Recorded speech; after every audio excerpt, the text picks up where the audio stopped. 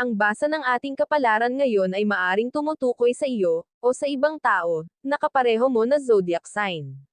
Ito ay isang simpleng gabay po lamang. Tanging ang Panginoon lamang ang siyang nakakaalam sa magaganap sa ating buhay. Gawing gabay at libangan lamang. Tagalog Chinese Horoscope. October 7, 2023. Year of the Rat. Maging maingat sa bawat salitang bibitawan. Lalo na kung ang kaharap mo ay ang tao na walang tiwala sa'yo. Hindi mo kailangang magpaliwanag. Mas makakabuti kung tahimik na gagawin ang iyong sariling plano. Maswerteng numero, 3, 13, 22, 40. Year of the Ox. Wala kang dapat ipag-alala anuman ang mapagpulungan ng iyong grupo dahil ikaw pa rin ang masusunod sa huli. Sa'yo pa rin sila aasa at ikaw pa rin ang titingnan nila bilang kanilang leader. Dapat mo itong ipagpasalamat. Maswerteng numero, 12, 32, 54, 57. Year of the Tiger.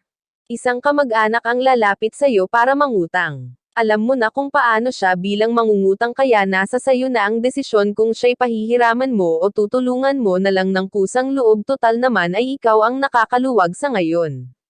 Maswerteng numero, 4, 6, 7, 10. Year of the Rabbit. Okay lang na i-explore mo pa ang mga bagay na gusto mong malaman. Ang interes mo rito ang siyang maglalapit sa'yo sa isang tao na akala mo ay hindi mo magiging ka-close. Hindi pa ngayon pero ito ang magiging daan. Maswerteng numero, 15, 21, 42, 48. Year of the Dragon. Kakailanganin mong maghigpit ng sinturon para makasiguro na hindi ka magigipit ng todo.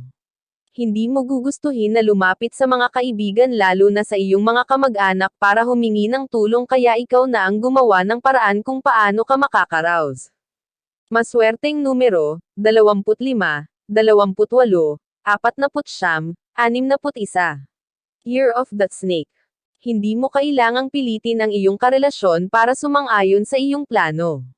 Bigyan mo muna siya ng pagkakataon na makapag-isip at subukan mong pakinggan ang kanyang panig kung ayaw mo na mauwi sa argumento ang lahat.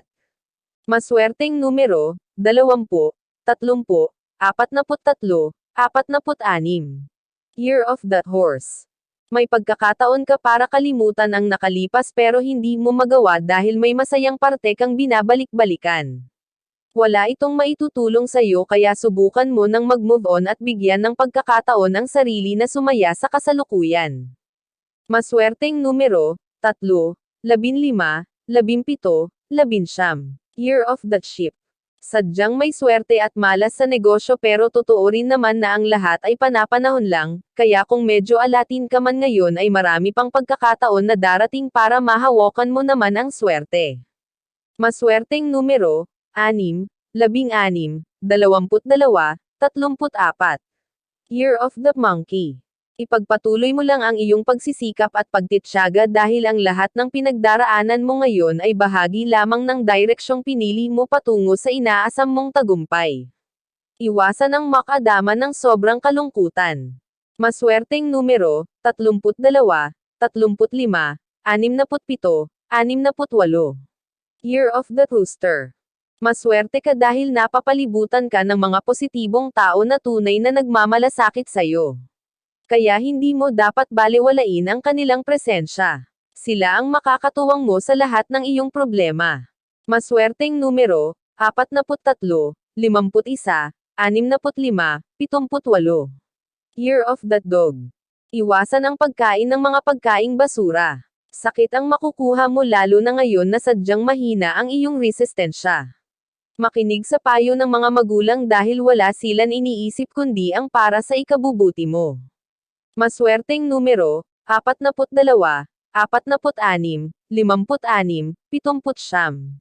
Year of the Pig. Bawas-bawasan muna ang pakikipagsosyalan dahil hindi ka magkakaroon dito, sa halip ay malaki pa ang mawawala sa'yo. Mas makakabuti kung mananahimak sa bahay at gagawin ang mga importanteng bagay na nakaligtaan na. Maswerteng numero, 32, 40, 67, 69. Iyan ang Tagalog Chinese Horoscope. October 7, 2023. Maraming salamat.